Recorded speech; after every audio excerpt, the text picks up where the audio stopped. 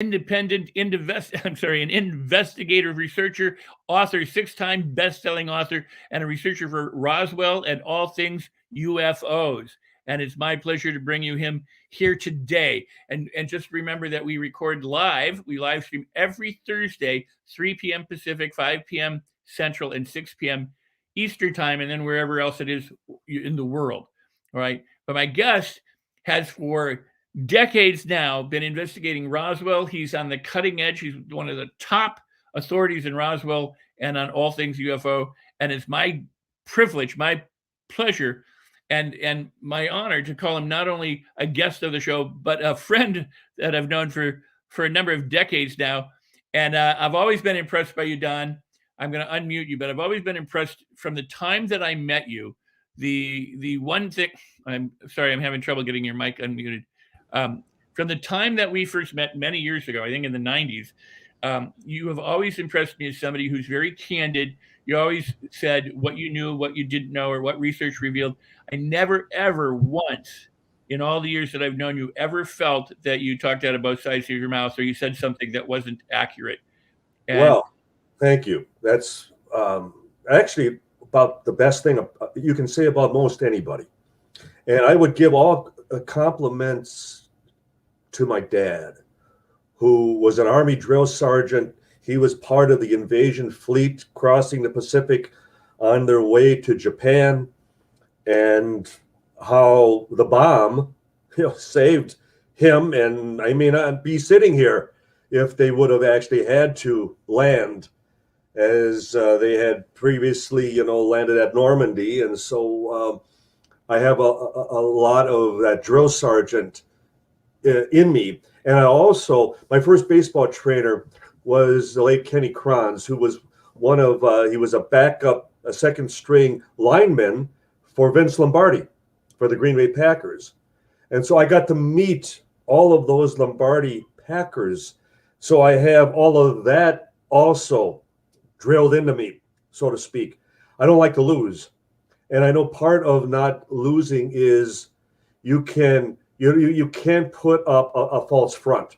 You can't, as far as mince words, in that you have to stand for what you believe in, and you have to believe in for what you stand. And I always begin by saying I was a complete skeptic on the Roswell incident of 1947. I was a skeptic. We thought we'd make a single, weekend jaunt down to New Mexico and wrap this up quite, handily and prove that it was a conventional device as the government still maintains, or something, just as prosaic, the old weather balloon explanation. And to do that full 180, to not only prove yourself wrong, but then have to, acknowledge that I was wrong. I was misled, and I'm not ashamed to admit that. But I did it at my own discourse. We made the effort. We actually performed due diligence, and as a result, to then say, when I'm asked, Don, do you believe that what happened at Roswell was something extraterrestrial? I answer, no, I don't. It's not a case of belief. It's a case of where now I can say I'm 99.9% convinced. And nobody can take that away from you. Go ahead. Well, my late scientific director, who will forever go down as the foremost authority on the subject of UFOs, and that being Dr. J. Allen Hynek, who founded the Center for UFO Studies in Chicago, where I served as one of his special investigators. And then I became his director of special investigations for 10 years. I was on his board of directors during all that time. Hynek was also the consultant to the Air Force Project Blue Book for almost 20 years. He was Spielberg's consultant to Close Encounters of the Third Kind, where Hynek had actually coined that very terminology, Close Encounters of the First Kind, Second Kind, Third Kind, that type of thing. And so he was my teacher, my mentor. He was my scientific director. And he too had started out as a skeptic. And he would often tell us, when it's your own personal research, when it's your case, that you have actually walked the walk, so to speak. Nobody can take that away from you. They can challenge you on it, but they're challenging you with nothing more than an opinion, with a preconceived position as to, yeah, but have you ever been to New Mexico? Have you ever talked to the actual witnesses? Have you actually been to the crash site, the relevant locations involved? Have you actually conducted any archaeological work, as we've had 5 digs at the actual crash site, for example? Have you talked to so-and-so? Have you been to the archives in Washington? Have you been to the Pentagon, for example, that type of thing? And it would be no, no, no, no, no, no. And then it's like, end of argument, because you're just voicing an opinion. And then it's that it comes down to, let me tell you what so-and-so described. Let me tell you what records and documents we found at the National Archives. Let me tell you about what we found during some of the archaeological work, that type of thing. So it's not that you control the narrative as much as you set the table as to, this is what we know, this is what the government says, and this is what we know. Big difference, because the government too is essentially putting out what they want us to believe, what they feel we have the need to know, and nothing more. And I often remind people within the media, anytime you speak to a government official, a politician, or you speak to somebody within the military, you have to consider that you're speaking to someone who is highly compartmentalized. They only have so much access.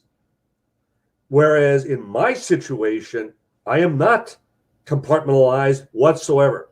I can come at this from any direction I want, and I do. And I will hit you. I will come at you. If I don't feel you're giving me the abject truth, I will come at you from another direction until I get it, or until, like in the case of the Provost Marshal, he was there in 1947 at the Roswell Army Airfield, and he was then Lieutenant Colonel, retired Lieutenant Colonel Edwin Easley. And when we first found him, he was in charge of all military security at the time of the crash recovery operation, when they cleaned everything up. And he kept telling us, this was in 1990, 43 years after the incident. And he kept saying over and over again, I can't talk about it. I'm still sworn to secrecy. Don't ask me. I'm still sworn to secrecy. No matter what we asked him, I'm still sworn to secrecy. So standard military response throughout. Well, Colonel, we'd like to send you a copy of our first book. Would you at least give it a look over? See if you recognize any of the players, any of the names, and especially anyone who is talking to us is either breaching security, or they feel that it's more important that the public know the truth. And so we waited about 6 months. We called him up again, and we again, Colonel, we understand, as you stated half a year ago, you cannot discuss this incident. You are still sworn to secrecy. But you see where the other witnesses are taking us. You see where we're going. You see where the evidence is leading our investigation. Can you at least tell us if we're going in the right direction?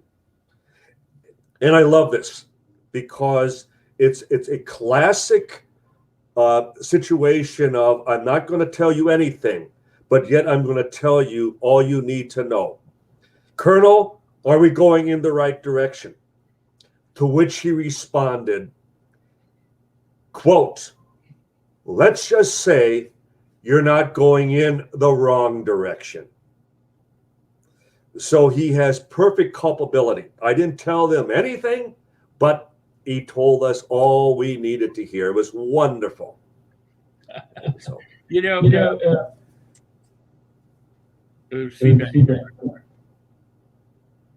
I've never encountered that before. I don't know if it's Do you have your volume up loud there?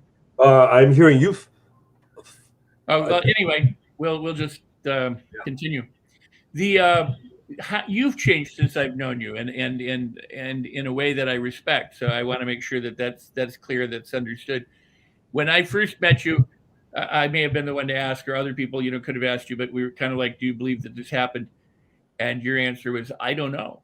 I mean, there's something happened. We don't know why they're bothering to cover it up for all these years, and why their story keeps changing.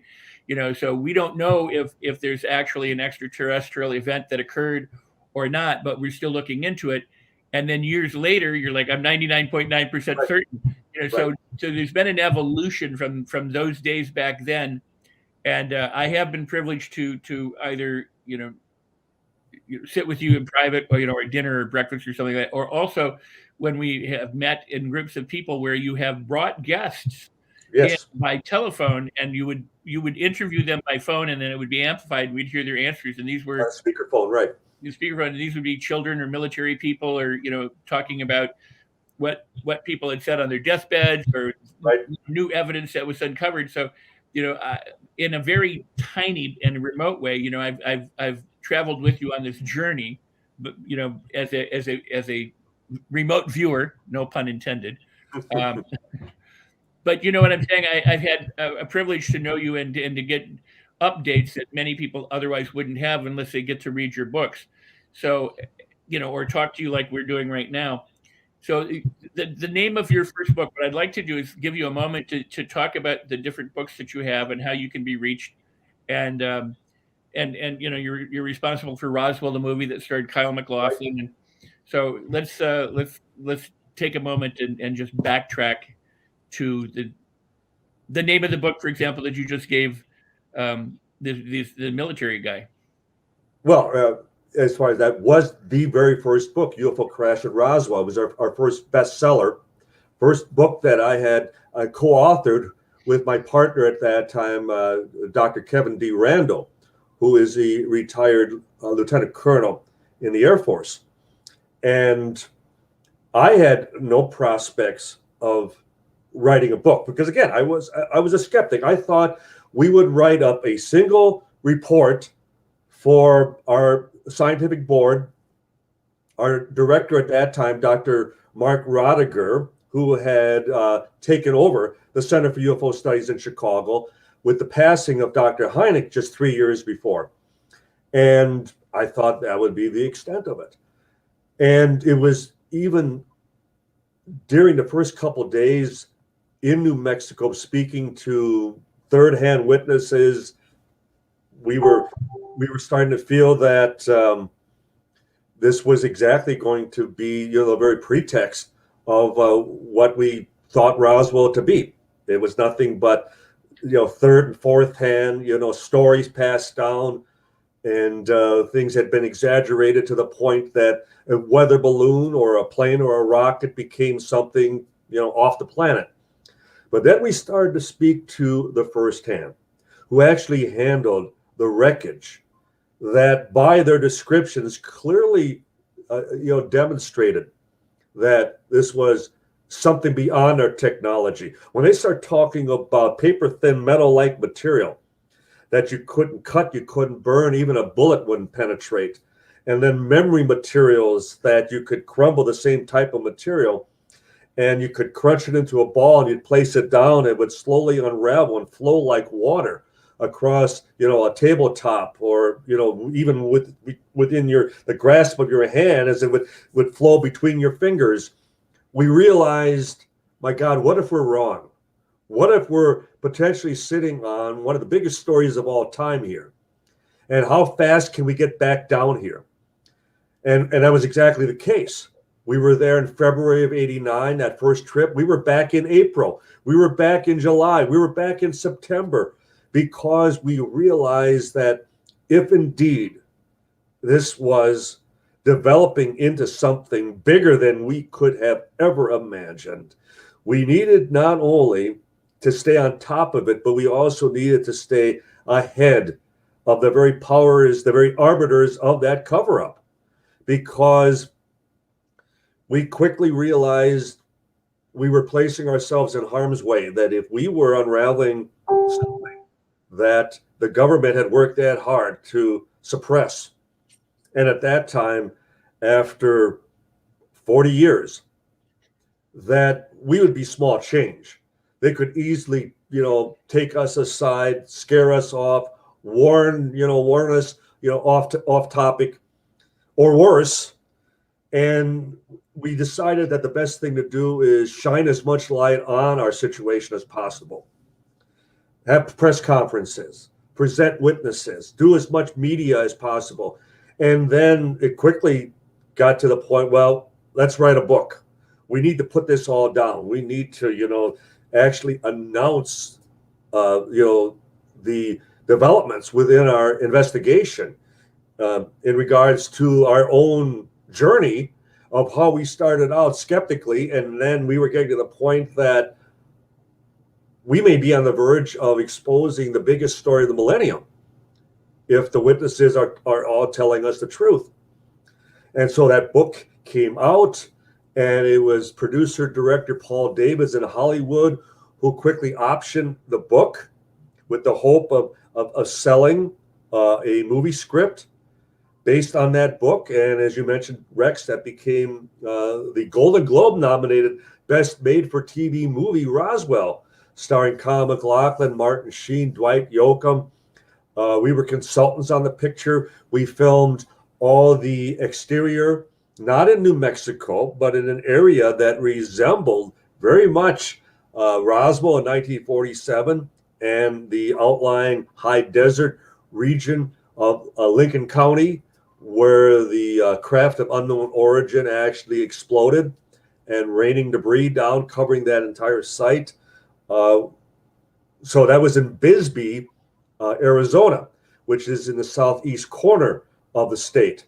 And then all the interiors we filmed in upper Los Angeles, and then an abandoned airfield in the northern Los Angeles region as well.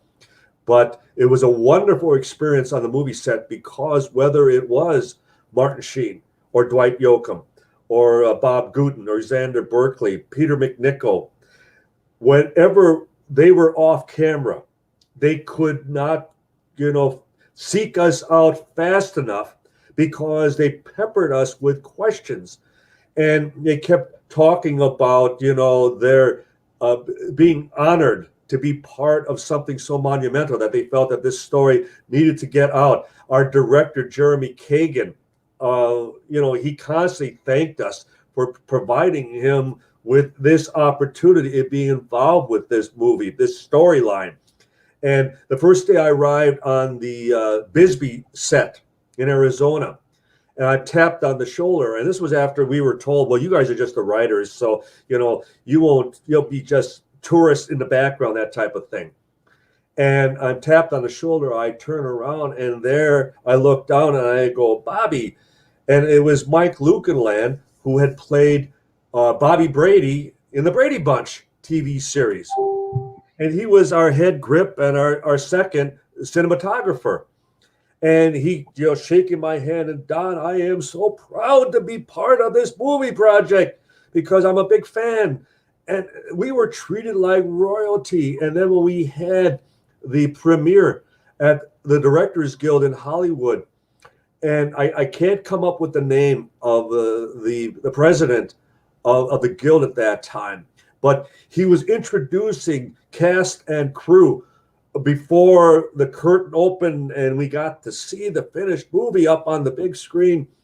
And everyone is being introduced, and we're sitting there. Kevin Randall was there with his wife, and I was there with my fiance. It was another young lady at that time who I did not marry. And but nonetheless, we were all there. And all at once, he starts talking about the two bravest men he had ever met, and that if not for them, none of this would have made it as far as to the public. And that he just wanted to say that he was so honored in knowing us. And we're looking around like, who is he talking about now? And all at once, the audience starts standing up, and then he mentions us.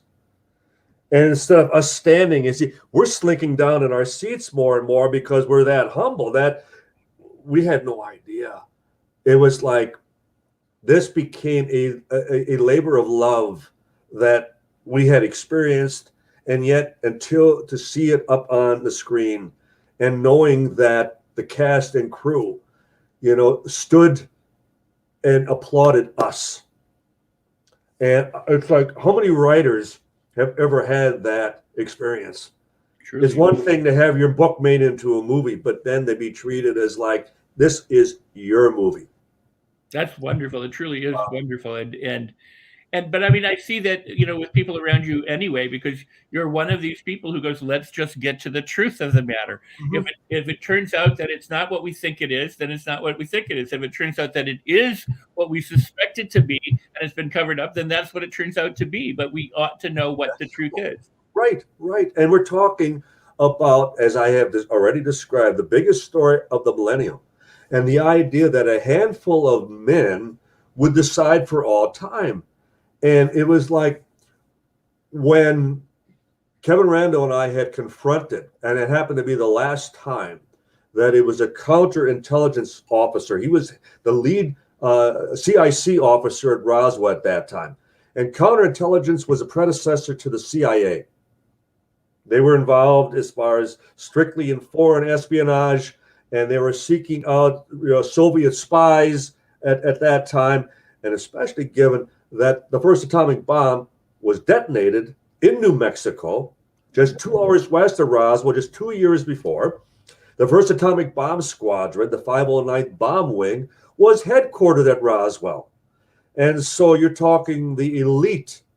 They were, it was a composite unit. They selected the best officers, the best pilots and crew, doctors and nurses. I joke that if you swept a broom on that base back in 1947, it was because you were the best sweeper in the entire U.S. military back at that time. You all had a top security clearance for the atomic bomb. And so we're still trying to get any, confirmation from the head of CIC at that time. And we had made some headway. At first, I wasn't even there, wasn't me. We would document his presence. Well, I was there, but I was on assignment. I wasn't at the base. And after we would document, he was still there as we contended.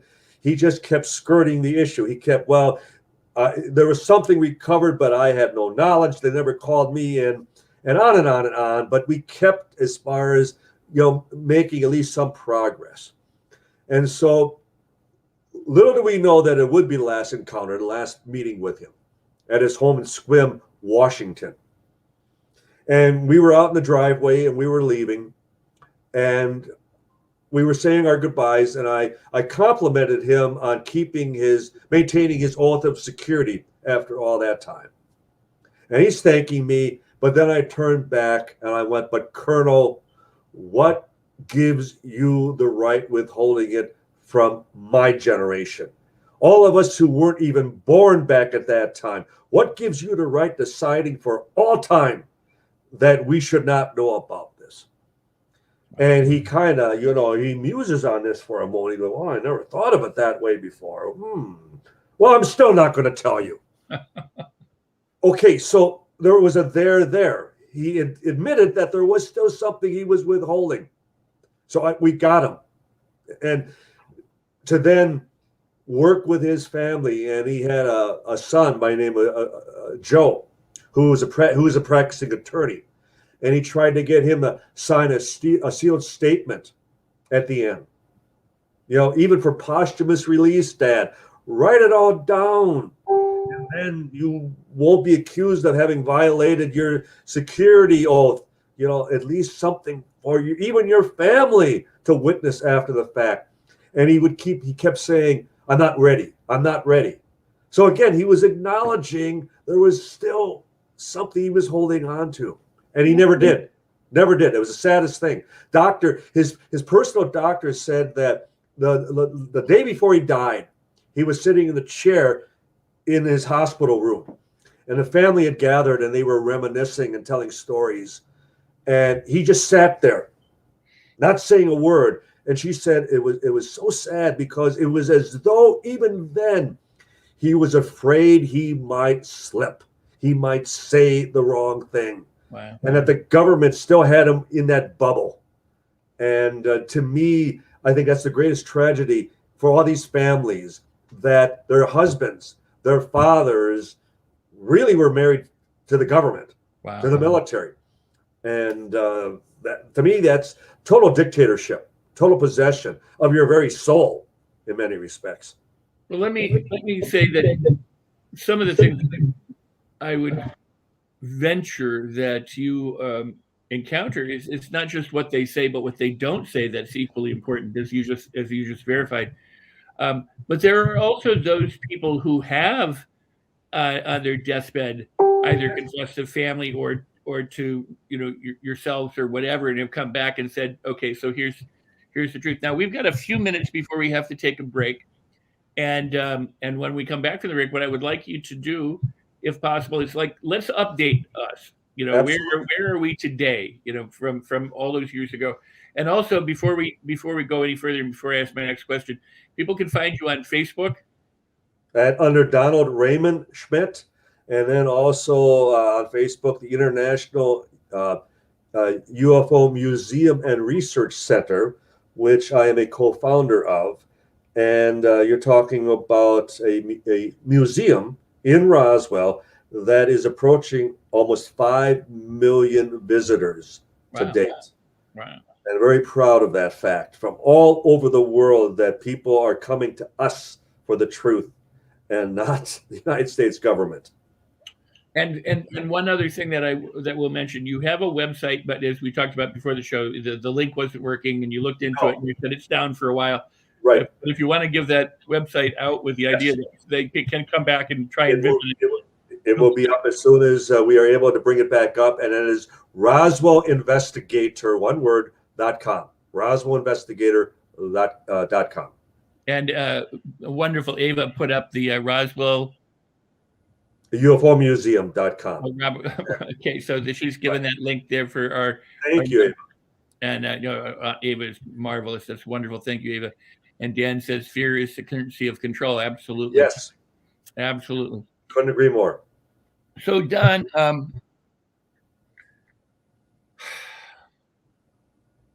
at one time, before we go to break, and we only have about 2 minutes, but at one time, we kind of said, well, we don't know if there were bodies or not bodies, but now we're pretty darn sure that there were. We have first-hand witnesses, both military and civilian, to that effect. Yes. So before we go to break, why do you think the cover-up still is maintained, and also all this current exposure of UFO, with the Navy and things like that? And I mean, all of a sudden it's like maybe there are UFOs. What do you think is going on with all of this? Well, I mean, and we'll get into this much more deeply after the break. But quickly, I still remain convinced that it's a cover-up of ignorance. That I find that typical human arrogance, the thought that we would have an advanced technology drop into our hands, and we, like Will Smith in Independence Day, jump into the cockpit and he's able to fly that thing like he's done it 100 times before. I'm sorry, if you can't bridge the gap, then there's no, as far as breakthrough, there's no comprehending what we're dealing with. And so that's where in accepting that this cover-up of ignorance is strictly a case of we still don't know from where, from why, and from who. And so there are no answers. There's nothing really to disclose except, well, there's something there. There is a phenomenon that indeed appears to be of a technology, an advanced technology beyond our own as far as planet, and we have no answers. Where they came from, who they are, what they did, how they did it, we don't have a clue. We just know that apparently something happened. Wow. It's there. And we haven't had control of the skies since 1947. Wow. And they're never going to admit that. It's an excellent point. So with that, we're going to go to break. Thank you so much. And I want to remind our viewers who are watching right now live that you can ask questions of Don, and hopefully we'll get to answer them while you're watching live if you're watching from the Facebook Tribune page. This also streams from LinkedIn, YouTube, Periscope, Twitch, Twitter, and it'll be available on Roku TV for replays. But I invite you to like it wherever you are, leave comments, whether it's live or in replay, and also subscribe to the Los Angeles Tribune. But go ahead and share this, because this is, pretty, I would call it earth-shattering, I mean, because it goes beyond, our Earth, and it goes into realms of all sorts of questions that we may not know the answers to yet. But with exploration, we may come to know those. So with that, we're going to take a brief break, and then we'll come right back. Hello and welcome to the Los Angeles Tribune. Since 1886, our name has been a part of the world of journalism.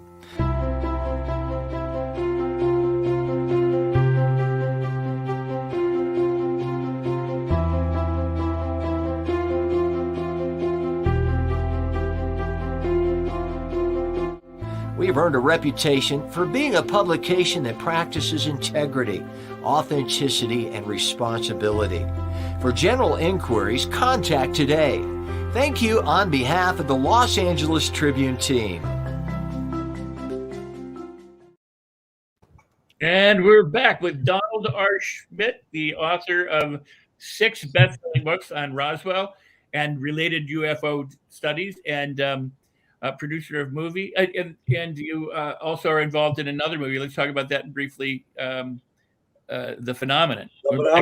We're both produced and directed by James Fox, award-winning producer, right, strictly on the UFO Phenomenon. Personally, I wish we would have stayed with the title 701. Yeah, I feel it's a better as far as grabber, so to speak. People talking about 701, and most having to ask, well, what does that imply? Why 701? That type of thing.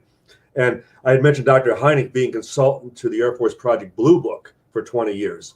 And when Blue Book shut down at the end of 1969, they had investigated over 13,000 cases, and 701 remained unexplained, unidentified. So the relevance of that very number, 701. So there is some fact and reality behind such a title.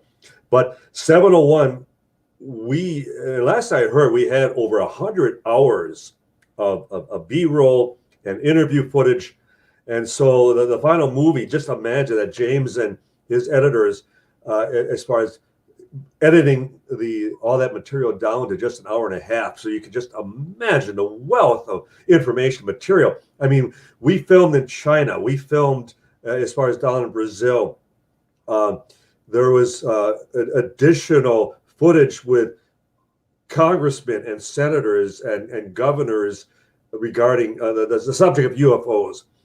And that's all sitting there still. And I know James is working with the hope that he could sell it. He could still get it produced as a TV series, or at the least released on DVD, but it still will involve editing all of that material. So this is far from over. So you're going to hear and you're going to hopefully see a lot more of the phenomenon as it branches out and demonstrates more and more that this truly is a global phenomenon. Because just as the Center for UFO Studies in Chicago, we have case files from over 150 countries. So in other words, as many countries that are in the UN, we have case reports, we have UFO sightings. So that's a misnomer that I find, especially within American journalism, very often, where you think that this is strictly an American phenomenon, and it's like, no, this is very, very international, very international. Wow, and one other thing I think that's important to recognize is that it ain't swamp gas. and you can't use that all around the globe. No, and even Hynek, who never lived that down, he was the one. It was the Dexter, Ann Arbor, Michigan sightings in 1966, and he was sent by Project Blue Book by the Air Force to go talk to the press. Fast as he got off the plane, they were practically wrestling him for, what's the Air Force say now that you have all these independent witnesses? And even then, Congressman Gerald Ford, years before he became vice president and then became president of the United States, was essentially accusing the Air Force of whitewashing and covering up the entire situation. And there had been one lone sighting involving a farmer over a marsh. And Hynek just trying to explain that one single event, that one sighting came up as far as with swamp gas. And there is such a phenomenon. And the press felt that was the last straw, that, come on, you're not going to just sweep this all under the carpet, swamp gas. And he never lived it down. Wow. Well, yeah, I want to say that because of you, I was honored to be part of the phenomenon, and it's a beautiful movie, and it is so much the additional footage. Well, I haven't seen the additional footage. I saw different renditions of the movie before the final release of it, in terms of the production. But it's truly amazing, and people, I don't know where they can find it now. I haven't paid attention where it's available, but I really do hope, and I thought James did a brilliant job. And I really do hope that it does become at least a 10-part series, because it's yes, 7 years in the making. I think back when we first started, and at times where we felt, and mainly because funding was withdrawn and people had dropped away, and for a good 2 years it just languished. We didn't know if we were going to be able to do anything. And all credit to James that he just never gave up on it. I think he realized that, and I think above everything else, and I described the same thing when we did the Roswell movie, that it's one thing to read, it's one thing to hear, but when you become part of, and this phenomenon is so all-encompassing that once you get on the UFO train, so to speak, you don't want to get off. Because you realize it is that big. You realize that there's just no end to the storylines, no end to the reports, the experiences, and the fact that if it's so important that governments, and I say that in a plural sense, governments around the world have worked this diligently to withhold and suppress the truth about this, it must be pretty big. It must be, so significant, so potentially outlandish, so potentially threatening to, just the culture shock alone that may develop as a result of some disclosure. But I always point out that given that I now accept that Roswell happened, when I say 99.9%, that's pretty much given that I accept that it's a done deal. Case closed. It's kind of like knowing 99% where your keys are. Right. That 1/10, I don't think you're going to be wrong. Yeah. And so when I point out that in 1947, this was unprecedented. There were no UFO books. There was nothing. You had Flash Gordon, Buck Rogers, that type of thing. And how did they depict aliens? Well, they looked just like us. Right. They wore spacesuits, but they still looked human. And they didn't fly saucers. They flew rockets, right. Because that was the very foundation, the very premise of how we perceived even alien technology back at that time. So Roswell threw this all a curve. All of a sudden, that wave of that summer of 1947, the very term flying saucers was even coined at that very time. And so I point out that these people involved, the people that handled the wreckage, the people that handled the remains, the bodies, there was no panic in the streets. There was no mass suicide. These people lived out their lives. They worked their jobs. They raised their families. They kept going to church. So in other words, they handled it. And they had nothing in the Army field manual of how to, perform, their duty concerning a crashed UFO, that type of thing. And here we have been raised on this. We've grown up with the race to the moon and the landing on the moon and Star Wars and Star Trek. So we've been thoroughly conditioned and raised with the notion that we're not alone, that there may indeed be others that are out there and have been visiting us for potentially centuries. And the thought that here we are in 2021 and now we can't handle it. Now all of a sudden we're children at the gate. And as a result, we aren't mature enough. We're not prepared enough to accept that maybe someone else's spacecraft, just as ours may be UFOs to some other, intelligence. Well, theirs would be perceived the same way as we perceive them. So to me, that's hogwash. That's nonsense. Well, let me ask you this, because it would appear that, go back to the phenomenon. I mean, it reports other cases where apparently a craft landed near a schoolyard, and hundreds of witnesses, children and teachers, and everybody saw this craft land. Zimbabwe, Africa, right. I mean, there are reports all over the world, and none of those people that we know of committed mass suicide or died or went insane or any of that, and they're continuing to live their lives. So wherever there have been sightings, you may have, anecdotally, you may have somebody who has a tough time dealing with it. That certainly could be the case, but in general, everybody seems to have withstood the encounters. Yes. Then so that then becomes the I don't know what the statistic is, but how many people believe that there's possibly life, outside of our own? And I would venture to guess it's got to be 60-70% of us. Actually, even the skeptics, the debunkers, the scoffers, they always qualify, their position as well. But certainly, I'm not being myopic. I'm not being short-sighted. I accept that there indeed, has to be life as far as on some other planet. It's just that they can't get here from there. So that's the distinction. Our conventional way of thinking. Right. But since the late 1970s, the Gallup poll, every time, they conducted as far as a survey on the very subject, the majority of Americans accept that the phenomenon exists, that we are being visited. And then they also would add that the higher the education, the higher the intelligence, the greater the belief. Wow. It shuts down the skeptics every time, because what side are you on? And I'm sorry, I mean, that's just the Gallup poll, but they've been, conducting, that particular survey for decades. Wow. So we're in good company. And even politics withstanding, the fact that, even with Roswell, we could have former presidents like Clinton and Carter, even most recently Donald Trump, talking about Roswell with his son Don Jr. And we could have the late Senator Barry Goldwater of Arizona, and the late Congressman Stephen Schiff of New Mexico, and the former governor of New Mexico, Bill Richardson, right.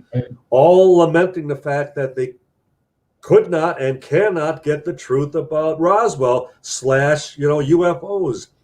So we're in good company all the way to the Oval Office. So this isn't, a bunch of, rubes that are out fishing late at night, or, and something, catches their attention, hovering over the lake late at night.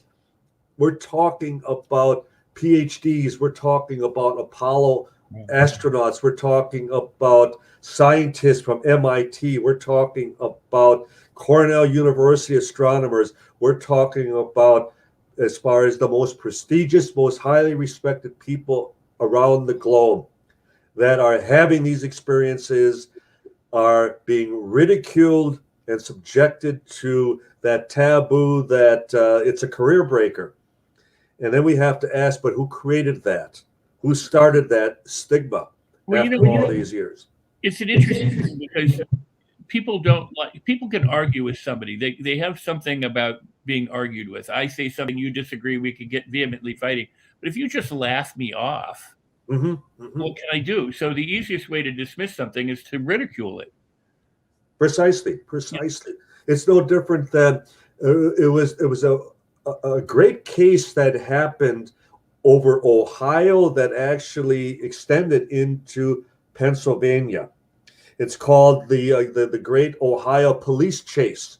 In fact, it's recreated, it's dramatized in the movie Close Encounters, where the UFO goes through as far as the toll booth, and it shoots through, and the gates, go up, and they start ringing like crazy because they don't know how to react, and the police are chasing this. What they don't know if it's a fleeing speeder or what, and all at once, as they're still chasing it, they think it's continuing down a stretch of road, when in reality it's shooting up and into the air, and one of the squad cars shoots out and over and down into the ravine. Well, that's based on the Ohio 1966 police chase. And so it involved, as far as police through Ohio into Pennsylvania, chasing what they thought was a motorist, until it finally shot up into the air, up into the sky. It would stop, and then it would again continue as far as eluding these police officers. And it was the head of Project Blue Book at that time, Dr. Hynek's boss, Major Hector Quintanilla, who was the last director of Blue Book. He calls up the chief of police in Ohio. I forget what city it was. And the first words out of his mouth were, "Tell me about the hallucination your men just had." Well, I mean, again, that was how they were, running this as a PR front.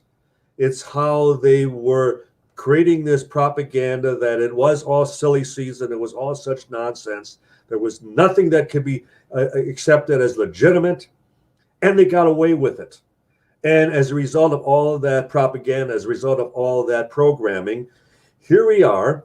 And it's like, why is the government now finally acknowledging that there's a there? That if it's not our technology, if it's not Russian, if it's not Chinese, oh my God, maybe it is from somewhere else. But they're limiting their focus. They're only addressing, cases from 2004 up to the present, as though it's only become a threat in recent years. But then I would ask the question, you mean it wasn't a threat back in the 1940s and 50s and 60s and up till today? And we certainly know that has been the case, but that the Air Force was assigned to run interference, to stall for time. Stall for time, where they were searching for answers. They were trying to come up with solutions. And as I mentioned beginning at the top of the show, I'm still convinced they've come up empty-handed. They have no answers.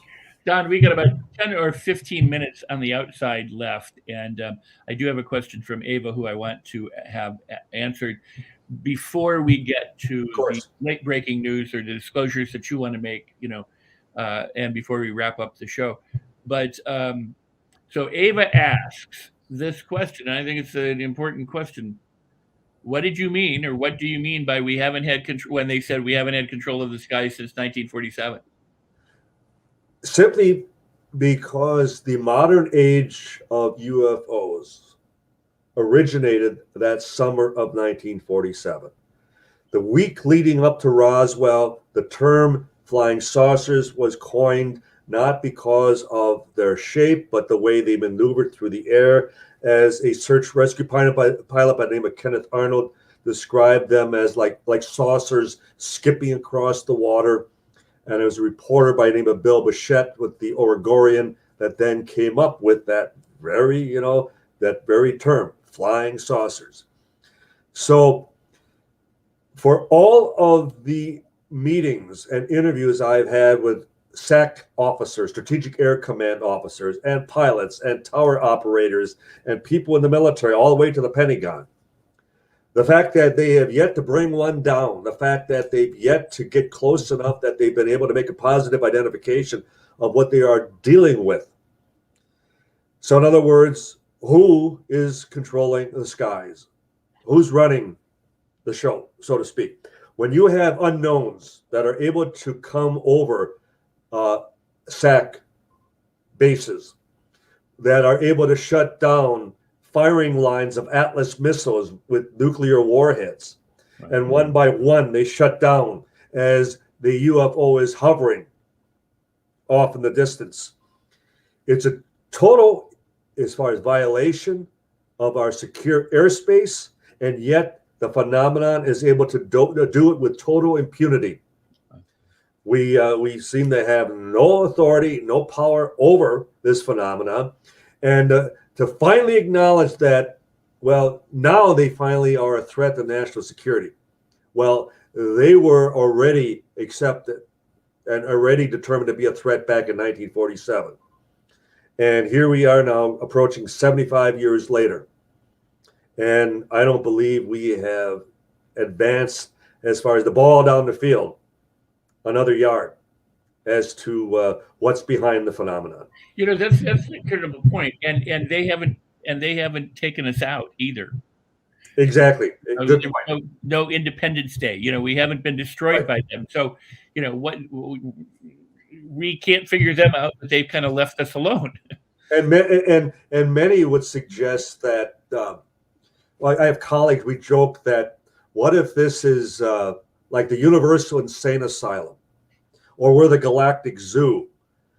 And as just demonstrated with the pandemic, as far as that the whole world is impacted and no one seems to have, you know, the solution as far as to put, you know, such a situation behind this and then, you know, get on with just living, so to speak. And so is it any wonder that they would have this hands-off, almost indifferent approach? It isn't your proverbial landing on the White House front lawn, take us to your leader type of confrontation. It's typically very late night, very rural, very secluded, and yet they've had at times demonstrations where they have shown us, but who carries the bigger stick?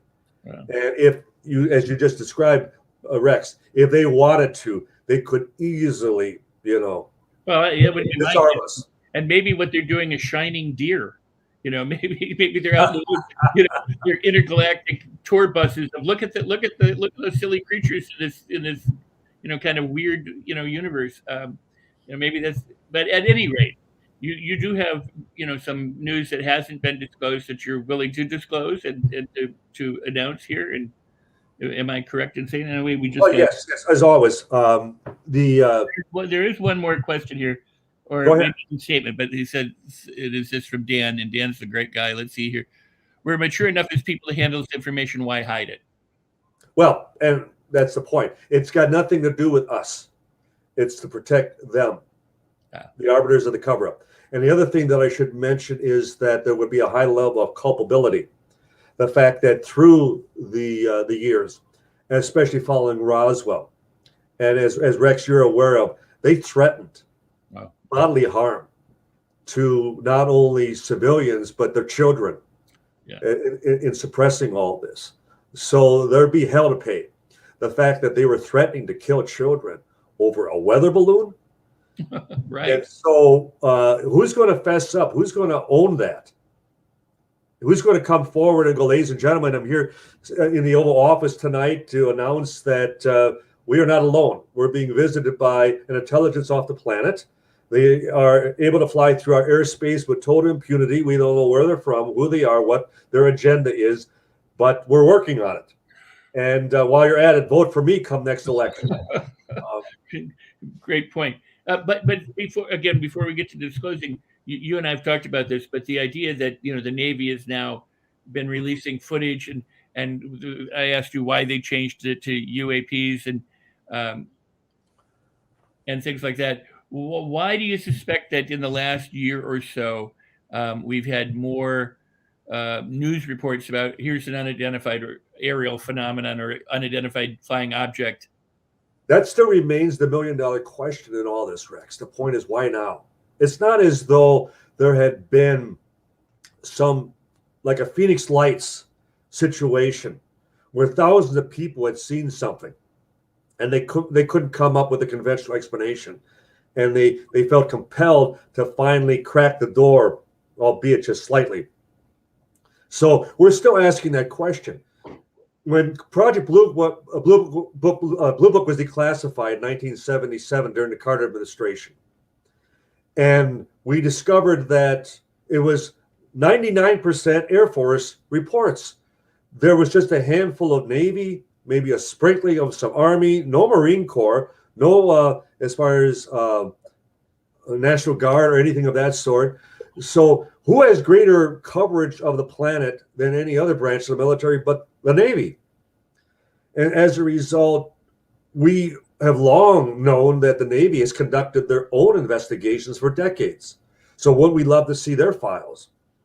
And I think I'd like to believe that the Air Force, who remains totally silent through all this, the Navy finally said, we're tired of the Air Force speaking for us. We're tired of the Air Force representing us on a subject where our own pilots and crewmen and commanders on ships are seeing things, and we're going to let them speak for themselves. We're going to see how the public reacts to this, and we're then going to see, and hopefully it's where we're pushing for congressional hearings. We feel now that it's in Congress's as far as court, and they need to provide immunity for potential whistleblowers and allow pilots and other high-ranking officials to finally come forward and describe what we know to be some of the most profound UFO encounters, and not face reprisal, not be ridiculed, not risk loss of their pension and benefits. But the day has come, and that too would be unprecedented. The fact that as we are witnessing that Congress is finally saying, we want regular reports, we want access, we want to be briefed on this subject on a regular basis, and then we hopefully will make a determination whether we need to pursue the issue, and especially concerning national security. So, but quickly, as far as even our Roswell investigation, we're continuing to get more and more deathbed testimonies, families that are coming forward and describing, down to a man and woman, that there was not only wreckage, that there were the remains of a ship, that there were bodies recovered. And I'm here to tell you this afternoon that we have firsthand testimony, both military and civilian, that there was a survivor, that there was a live, as far as crewmen, recovered at the crash site. And so we continue to track down the families who, if we fail to find the people actually involved, at least we can get it secondhand. And if the secondhand corroborates the first, it still is significant. It still would be, as far as most noteworthy, even in a court of law. So the investigation remains fluid. We're working as far as going up to all the way to Washington and the Pentagon in Freedom of Information Act requests regarding the survivor. What became of the survivor? We have additional witnesses that we're going to be coming out with who were involved in witnessing the survivor beyond Roswell at other facilities after everything was shipped out. So the investigation, the adventure continues. We every time we think that we've lost the race with the Undertaker, where we sadly acknowledge the last of the witnesses have passed on, but we feel all the more incumbent to seek out the testimony of their families with the hope that they still said something. They confessed. They provided a deathbed before they finally did pass on. Wow, well, that is truly amazing, and we're going to have to do this again because it's an ongoing story, and there are updates, and there are discoveries, and there's disappointments, and there's ahas and celebrations, and I think more than anything, it just demonstrates how incredibly majestic this universe is and how little we actually know. But I want to thank you. I want to use the phrase that we hear so often, but I want to thank you for your service and your dedication in doing this and helping bring it to light. Your books are available at Amazon and elsewhere. And Barnes and Noble, all fine bookstores, and our book Witness to Roswell, which has been optioned for the next movie with Stellar Productions, which is Bryce Zabel and Don Most. That was the #1 selling UFO book in the world for 3 years. And we're coming out with a new edition next year for the 75th anniversary. And the current book that is out is called Touched by Roswell, Crash Encounters of the Rich and Famous. So all the celebrities, politicians, scientists, notables that were born in Roswell, went to school in Roswell, have been to Roswell, have been involved and have been touched by Roswell. So it's not a research book, it's a fun book.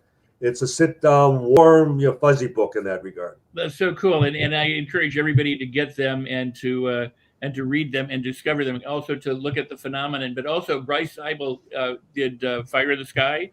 That is correct. Well, no, he did the Saturday night TV show on NBC. Oh, I'm sorry, but no, Fire in the Sky was on the Travis Walton case. What was that? Was that Tracy? Yeah, that was Tracy Torme. Torme did it. Okay, so Bryce Zabel. Okay, my bad. And Right. Don Most was as Don Most was the Ralph Mouth on Happy Days. And I've never said this publicly, but I brought you a DVD of something a long time ago that I didn't know that I filmed, and I filmed it in Beverly Hills one day, and I gave it to you, and you passed it along. Yes. As I recall, you told me that on the same day that Don out in Malibu had seen something very similar or whatever, but I was looking like toward Pasadena and he was in Malibu, and whether there was concurrent or not, but there was something that Don and I both had an experience on a day, although I didn't know till, It wasn't concurrent, but because it was the same day, it was concurrent enough. It was still something that it was beyond coincidence. And the point being, I'm sure you didn't talk to Don. You didn't. We didn't know. No, and so I do want to talk to Don about that, because we do talk about other things. We share other friends as well in the film business. So I'd be good. I will be happy to put you in touch with him. So, cool, very cool. Bryce Zabel, his TV series was Dark Skies. Dark Skies, yes. Okay, very cool. So there's so much going on. I know that you have to run. Love to Marie. Thank you. And we will pardon me. We will. Oh, well, thank you. And we will do this. So thank you. We will do this again. We will have to do this again. And it's been indeed a pleasure. So go get Don's books. Check out the movies. Check out all things Donald Raymond Schmitt on Facebook and at the museum, and also the website that we provided earlier. Don, I'll let you go so that you can go take care of the meetings that you have to do. And thank you for being here. Oops, go ahead. I didn't want to cut you off. No, but it was a great time as always, and your dear friend, and look forward to the next time. Thank you. Awesome. Thank you, Don. Don Schmitt, yeah, truly one of the good guys, and it's a pleasure and a privilege to know him and to know him all these years, and to feel somewhat like a little bit of an insider, by getting my information, directly from the source. But that said, I am so pleased to have had the show, and for the questions and the comments that you have left. I do encourage you to please like it if you're watching it on YouTube or LinkedIn or Facebook or wherever you're viewing this. Like it, subscribe, and do comment. It trip the algorithms. When you engage, when you comment, when you share, it makes it available for other people. And if you like this show, and if you think it's thought-provoking that there may be something going on in the universe that we don't understand and that may or may not have been covered up, that sort of thing, please go ahead and share it so more people can discover it and render an opinion. So with that said, I am pleased to tell you that I have another guest next week. Before Christmas, we've got a guest coming up. I won't tell you who that is right now, but every Thursday we stream live. These shows are recorded and they are available for replay instantly right afterwards. You can go on Facebook and watch it, LinkedIn, YouTube, maybe a couple of hours at the best, Periscope, Twitch, Twitter, and then it's also available on Roku TV. And I really do appreciate Mo Rock and the Los Angeles Tribune for making this show possible. And so I must also tell you about this. My book is Life on Your Terms, and it's available at Amazon. And when you go to Amazon and purchase the book, what I'm giving away is a free. Well, it's not free. It's actually a training valued at $497 called The Mastery Loop. And if you go to rexsikes.com/book with your receipt code from Amazon and put it in all the instructions are right there at that website, rexsikes.com/book. You'll get not only the book, but you'll get access to a bonus free training called the Mastery Loop, which teaches you how to master your thoughts, your feelings, your behaviors, and any skill that you'd like to learn. And it's a gift to you for getting my book. So I thank you for that. And with that, let me say that I am very pleased that you are here today and that you've been with us all this time, and that you share the show, and that you are some are recurring guests. I mean, viewers, and some of you are new viewers, and I love you all. So remember, if you consider everything a blessing, everything is a blessing. And with that, I'm going to say, before I say close out, I'm going to say, however you celebrate this season, from Thanksgiving on, and whichever holiday you do or don't celebrate, happy celebrations. And with that, celebrate everything. All right. And so I'm Rex Sikes. You've been watching All Things Rex Worldwide. Thank you. Have a great day.